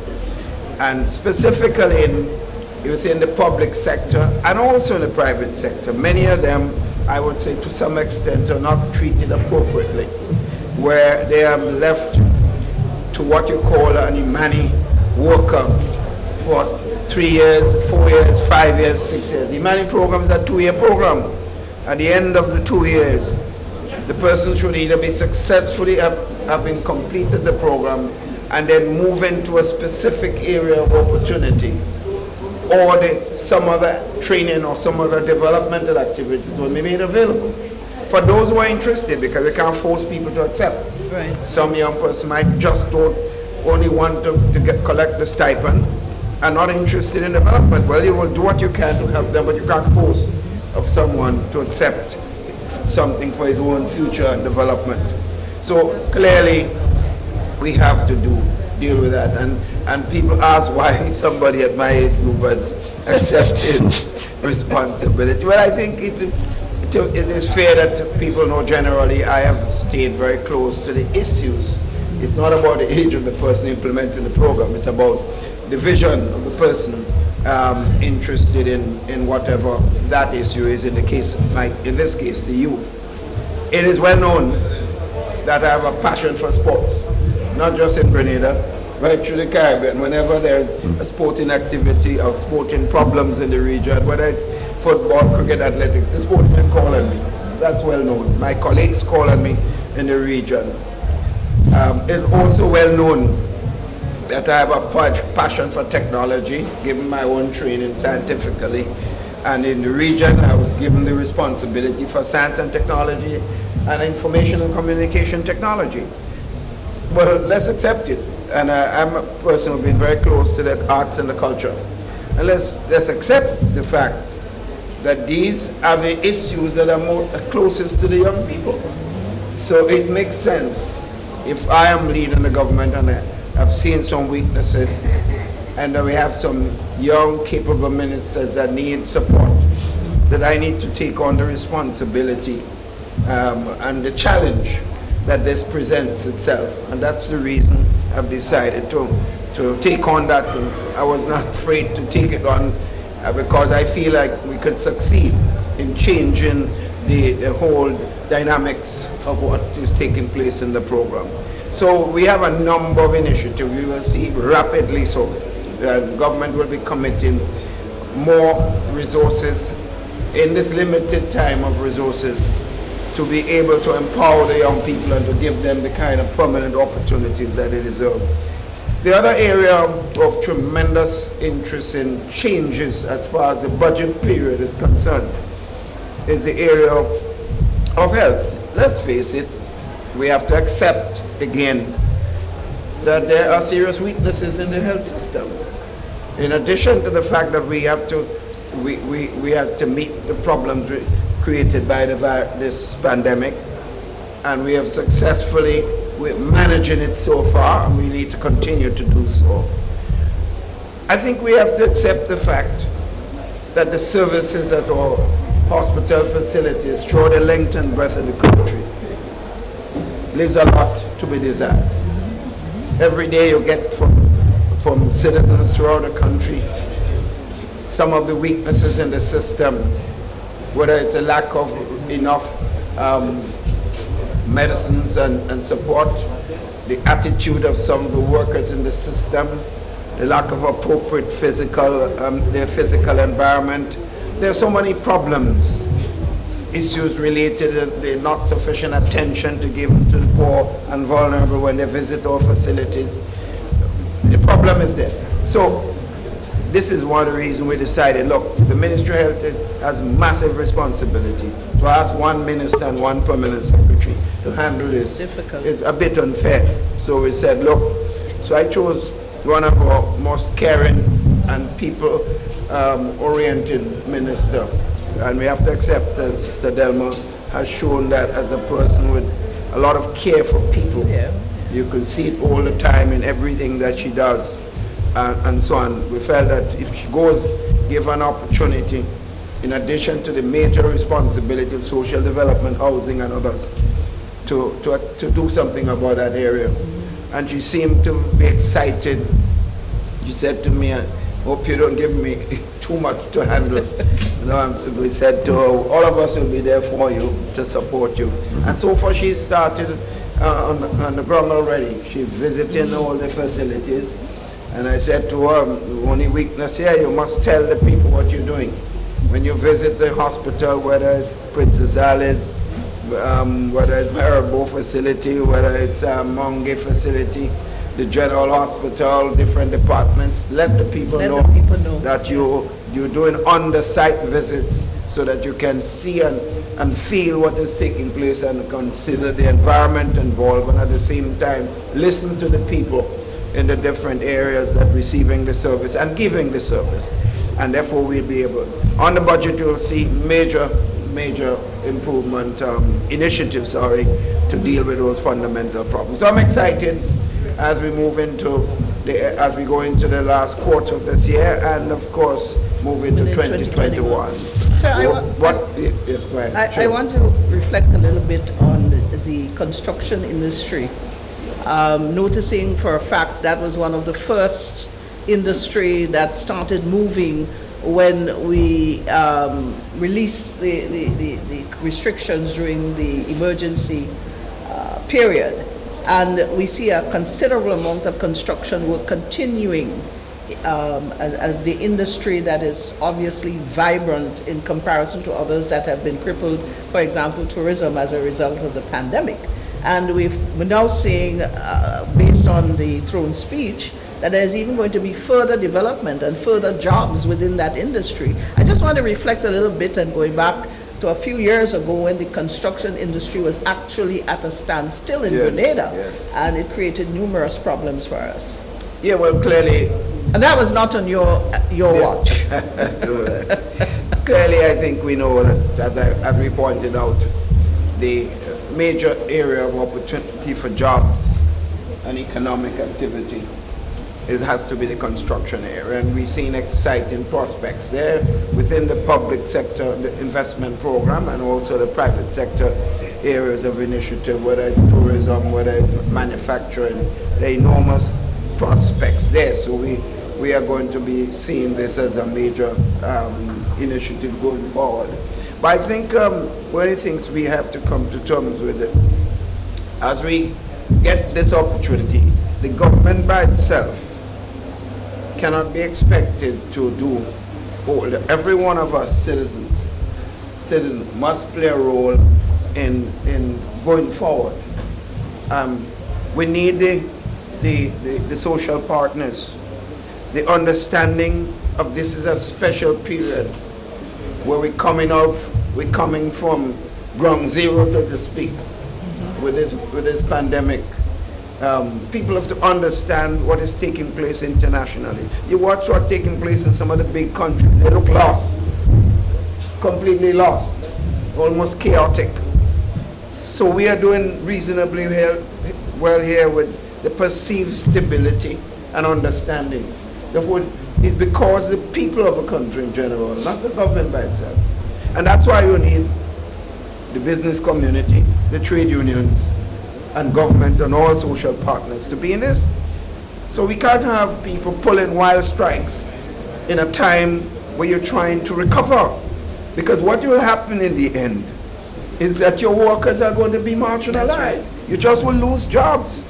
It makes no sense when I hear the pulling off of workers at the airport. At this time, this is madness to the highest level, and we have to call it out for what it's worth. Our brothers and sisters in the trade union movement has been good, and I've always given them credit for having brought us all work together to where we are today, to recover from the problem we had, or the fiscal problem in 2013 when we came in. We reached where we were because of the united effort. We are where we are today because of this pandemic. We didn't create it. It was imposed on all of us by what took place. So to go forward, we need everybody.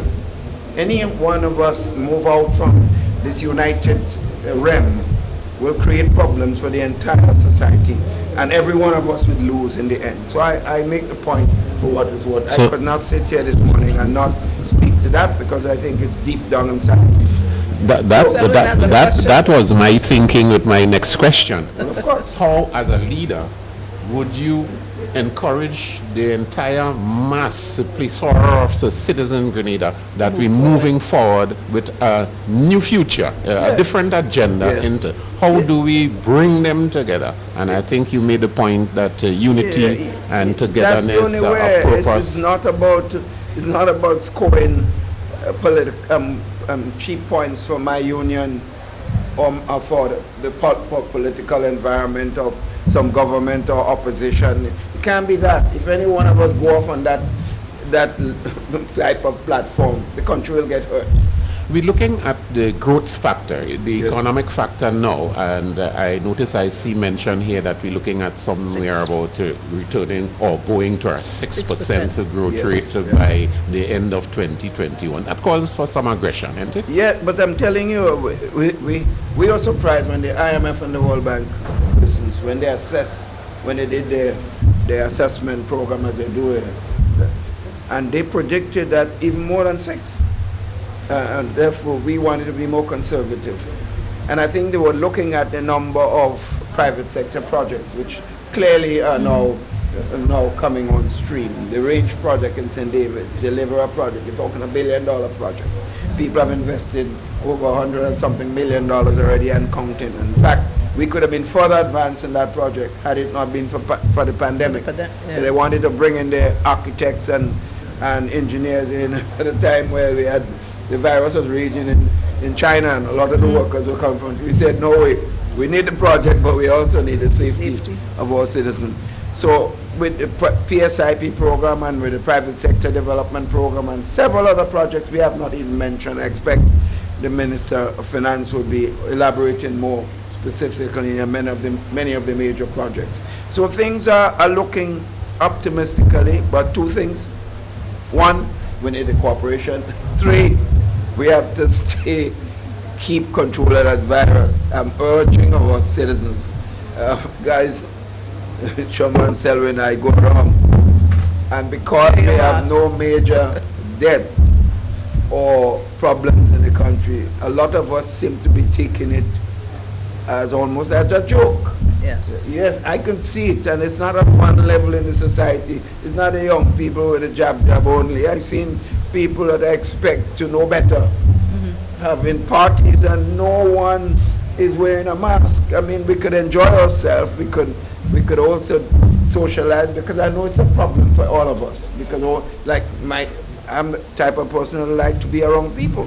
So to control myself now without no interaction with people is a problem. It is. And I assume that for everybody. But let us do it with a level of understanding of the serious nature of what's facing us, so that we won't. And we're opening the borders now. You never know. One person could have gone through the crack. Slipped through the crack. Yeah, you never know. Yeah. And therefore, we ought not to take it. So I'm calling on all our citizens to do it. Please Prime Minister, on that note, I want to ask you this question. I know that you're a man of science, and the world talk about leading by science or leading by feelings. We hear all that in the U.S. Are you leading by science, sir? Because sometimes people kind of say, well, why are we locked down? Why are we not doing this? Are you leading by science? By nature, I'm a scientist first. Therefore, I would listen to the scientists. And even the scientists themselves are still confused. That's a fact. But there's some basic things that they all agree on, which is wear mask, social distancing, and be careful. That's what they're telling us. So at least they're sure about that. The question of the vaccine, we're waiting for some resolution there. But I think we have to listen to the doctors, the scientists in the health area in whatever we do. I cannot go on feelings. Who want to go on feelings and some people with all sorts of obia type thing and man trying to control us. I've got all these things. Well, that may be so, but until I have a proof scientifically, man trying to do this to us, let us do what we have to do scientifically and protect our country. Sir, before you leave, I just want to say this, I think I'm going to have to start giving an award for the best dressed prime minister in the region, and I think you will get that award. Yes? Yes. Well, thank you, Shema. Thank you, Shema. A lot of people need credit for this assignment. All right, man. Thank you very much. Sir. Guys, take care. Prime Minister Dr. the Right Honorable Keith Mitchell, the leader of Grenada, Carriacou, and Petite Martinique, very optimistic for the future. I think that there are some great plans that are laid down there, Selwyn, to take us to the next level as you reflect on your normal future. Yeah, the new future. The new future, and we certainly heard a lot this morning, a lot of promise. And of course, what is key here is calling on all citizens to be a part of this transformation process, being resilient at the same time and being hopeful for the future. That all relies on the prediction and where we want to go. Exactly, we have to lay the path as individuals. They must have some sort of direction as to where they are heading. and probably get people moving as fast as possible towards that objective, because to move at least 2021, because the COVID thing doesn't seem to be letting up anytime soon. But we have to be careful, do what we are doing, very cautiously so. Sports, social protection, agriculture, construction, we must be very careful, but do it with some sort of aggression to get there. Building livelihoods, this is what is important.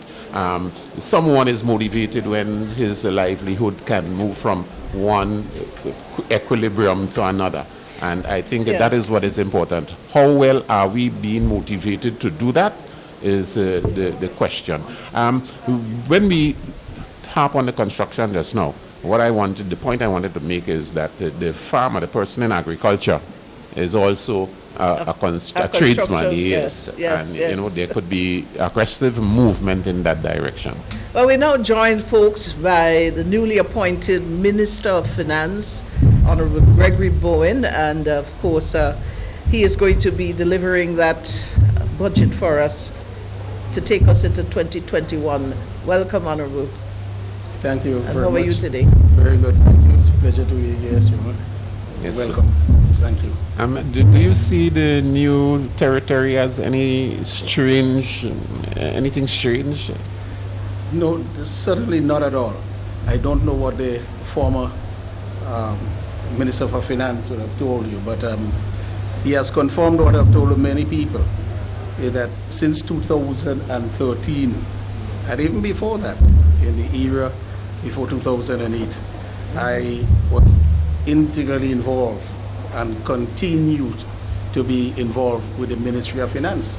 As a matter of fact, the most pressing issues that are before the Ministry of Finance over the last 2 days that I had discussions with them are the same pressing issues that we have been attending to since 2014.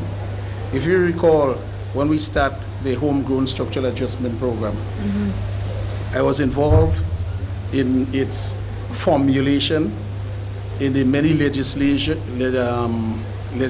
agenda programs that are undertaken during that process.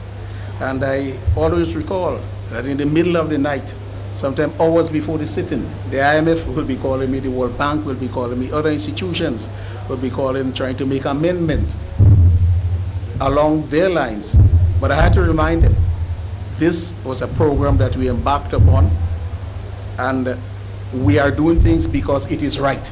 It is not because the IMF or the World Bank tell me. And I think I struck a chord with them. So whenever they ask for something, no, they realize that, they ask me the question. They know the answers. Is it right? They will be getting. Basically. And many of I'm seeing a sort of return into the old days. Remember what Jamaica went through?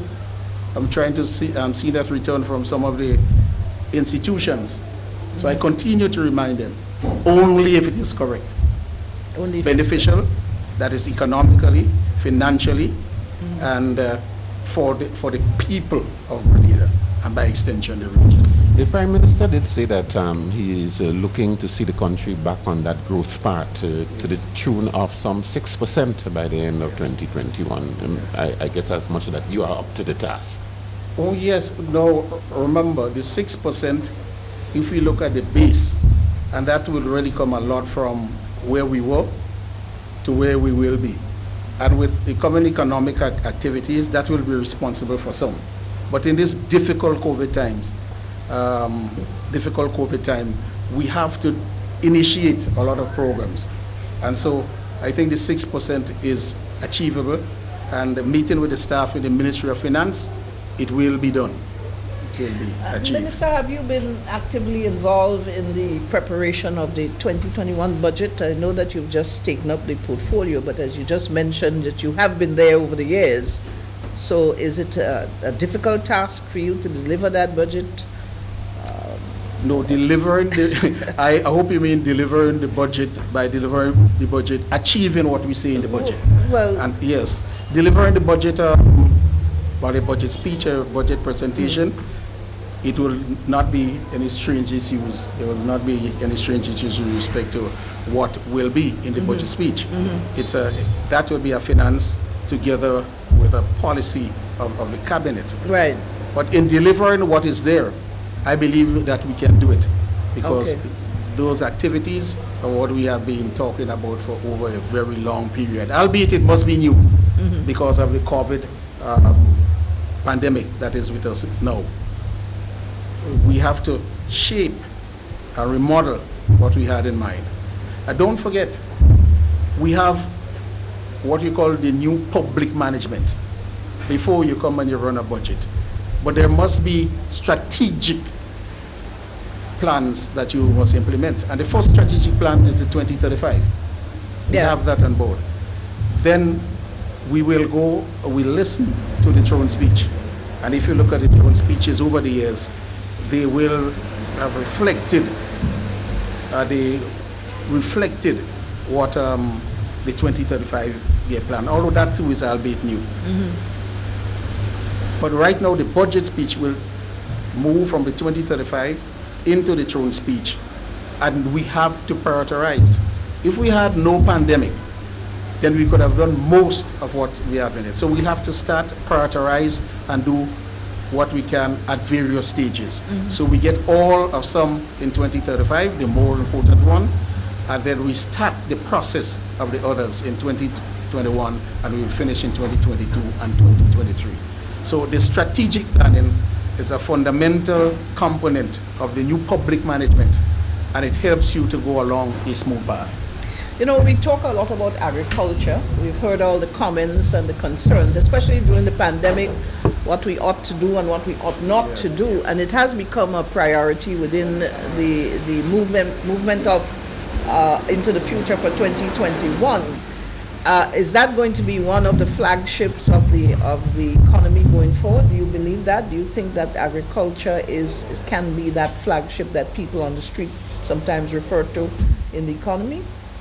Agriculture definitely has its role to play. And if you look at the big world, like in the US, you'll see how small the component of agriculture is, yet it is massive. In the same way, irrespective of what percentage that it goes to the economy of the country, it must, and it has a very important role to play. Food security, reduction in the import bills, and so forth. So yes, a lot of attention has been given to it and will continue to be given to agriculture in the economy. And the point is plowing in the resources into it. Pandemic period, difficult times. But as we do the strategic planning, and with whatever intake we have in revenue, and once we give it what is necessary, not only give it what is necessary, but we must have the players there to institute the plan. And we have found out, not only in Grenada, that going from a plan to what should be done, implementation, is extremely difficult. So it is not only the government who must implement, institutions within the country and the farmers themselves. And since they're outside the control, you must have the good leadership to bring them on board. It may take half a year or 1 year, but everybody must be on board before we start to expend.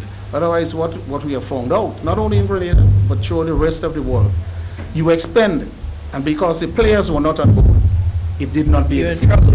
You did not be able to. I want to finally ask you from my end this question. When we look at tourism as reflected in the throne speech, you talk about a 25% of the GDP out of tourism. We more or less have lost that. Yes. And it means that there's have to be a high measure of aggression to try to stir that pot again. I know that we're opening up our borders. I know that we're still under the COVID issues and so on and so forth. Are you seeing the hotels being built presently? Are you seeing all of this manifesting itself to moving back into some measure of that 25% in 2021? Well, the hotels that are being built presently will not show in 2021. Okay. We have some massive projects that are 5 years and 10 years. But the fact that these projects are coming on stream, it will help your airlift to Grenada. So they're all playing a role now, even though they will come on stream 5 years or 6 years later. But what is there now is to get those that are already opened back and forth. Okay. So again, it's a strategic planning. The first period, those who were there back and forth, over the next few years, those that will come on stream, and we have to plan, therefore, to ensure that we have the necessary trained personnel. Right now we have a lot of trained personnel, they're out of jobs. But where they go back, where they should be, in the existing hotels, we also must have people trained to take the jobs in the other hotels. And don't forget, we're in Carriacou country. And once people do not have investors, once you do not have the local workforce to give them, they could pull from any Carriacou country very easily. So all these plannings must be there. A lot of expenditure before we start to realize, right, the fruits. It therefore means that we have to manage the limited revenues that we have very, very carefully. And we cannot say that we're not spending for the future, and let's spend everything together. So a lot of education needs to be done, and everybody in Grenada, Carriacou, and Petit Martinique must come on board. What are your hopes that Grenada can get out of the woods anytime soon? Soon, relative. We're looking at a 3-year period, and within that time we should be back to where we were. Definitely, we will be there. Provided we don't have another pandemic. Provided we don't have another pandemic. And if we listen to this, the last scripture part, and the request we made of the Almighty, and if we continue to pray as a lot of our citizenry saying, then I believe we will be blessed and spared. Notwithstanding that, though, we have to plan for the risk. Yes. If we did not have the buffer that we planned from 2013 up to now, we could not have made the contribution that we did to those persons in the hotels who lost their jobs, etc. Imagine another one striking. So with a limited revenue, we still must try to build a buffer. So it is not an easy task. Okay? And whenever we come out there and we ask the population for certain things with respect of government gathering revenue, and we're looking to do it in a non-traditional way as well. Because it's difficult to ask people to pay more at this point in time. But these are all the things that we must take care of. Risk. Any project you do now, you must analyze the risk, and you must set aside something for it. Ours, we must try to return and rebuild, not in the same magnitude, but we must rebuild the buffer that we have. Minister, I want to thank you very much for sharing your very valuable time with us here this morning. I know that the task ahead is not an easy one for none of you.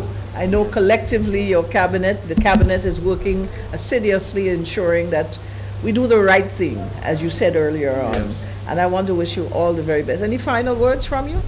No, only to say that I count on the support from the rest, as you say, of my cabinet colleague, and to make them more integrally involved in the process. It is not a matter of just staying outside and when budget time comes, you go to the government and Ministry of Finance.